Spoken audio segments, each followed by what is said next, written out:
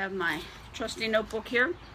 I have some questions that we're going to get started with as we, hi Missy, I see you logged on, as we get started here, okay? So the first one that we get asked about a lot is a parent question, and that is, if I'm taking my kid to karate and they're learning how to fight, aren't they going to be aggressive? Aren't they going to be getting in fights in school? And actually, the answer is exactly the opposite. That's the effect that karate has on people. We have, we tell our kids that we learn karate to not use it, which sounds really funny, especially to a kid, but we are learning other attributes besides the punching and the kicking and all of that. We're learning how to control, we're learning courtesy, we're learning integrity, we're learning hard work and perseverance. If we tell the kids all the time, if you would have to use your karate, in other words, if something happened and you encountered a bad guy of some sort or whatnot, then fine. Then yeah, absolutely, we want you to defend yourself. But if we hear that you were the one on the playground starting the fight, then the parents absolutely need to come in and tell us those sorts of things. What we're going to do is we're going to sit down and have a talk with little Johnny, and he may be welcome to come to class but not participate, and we've had that happen once or twice.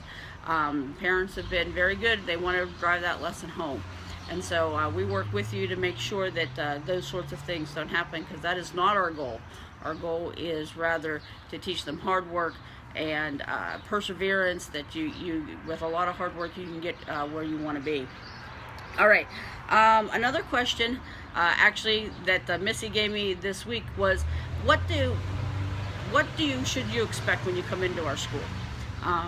First off, when you come in to visit us, you've called us or emailed us, we've already chatted, and we're getting to know you a little bit, so we're going to bring you in. Probably schedule a time for you to come in about half an hour or so before folks show up, and then we're going to give you the nickel tour, take you around, show you how things, where everything is and how things go. We're going to get you signed up on your paperwork, which the insurance companies make us fill out. We'll get all your paperwork in order. And then if you're all squared away and you're excited to jump in, you're welcome to jump into class at that point. Most everyone that comes in has come in, they've already paid, they've signed up for a paid trial online, they're set to come in for so many weeks or a month or whatever. So no, there's not going to be any surprises when you come through the door. I'm not going to be telling you, and you owe us for this, and then we need money for this and that. No, you've done your paid trial. We want you to come in and try out the class. That's what it's for. It's a trial. So you're not going to run into any heavy sales pitches or anything like that. That's just not my style at all. So you just come in and you get to try it. And if you have any questions along the way, there's plenty of folks that have been around for a long time that would be happy to answer those for you. What do we expect from you? Well, our expectations are that you come to class dressed in your uniform at least once a week.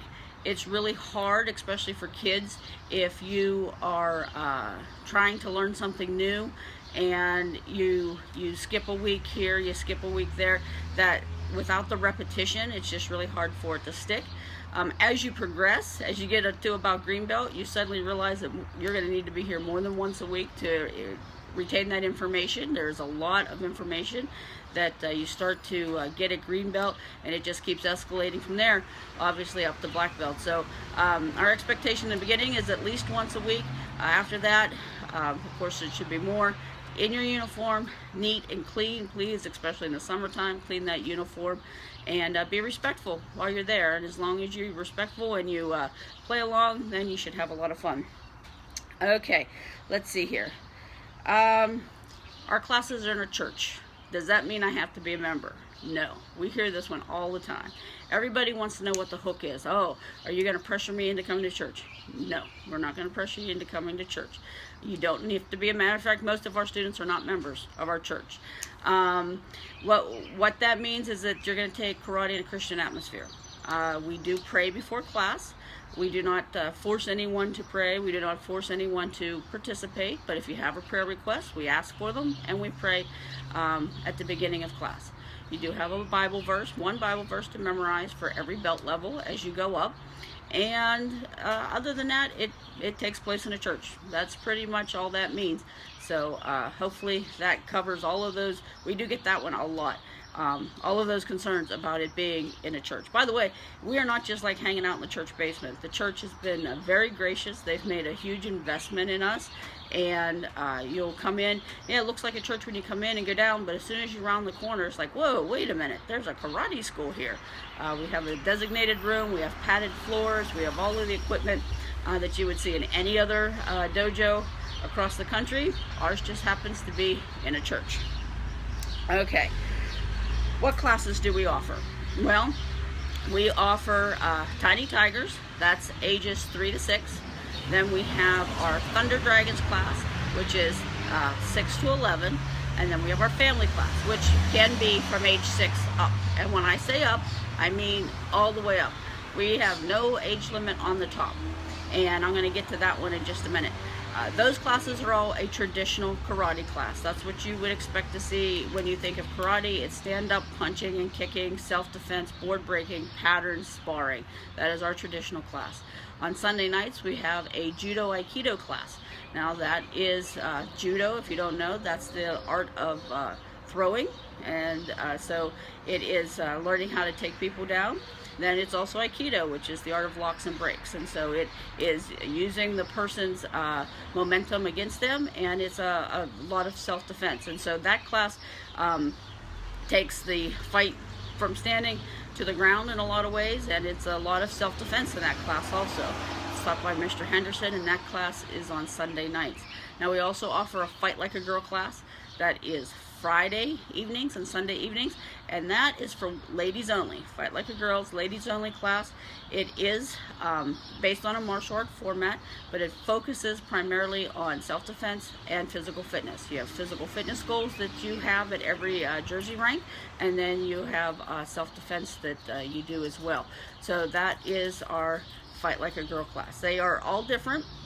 They meet different needs, and hopefully we have something that fits what you're interested in.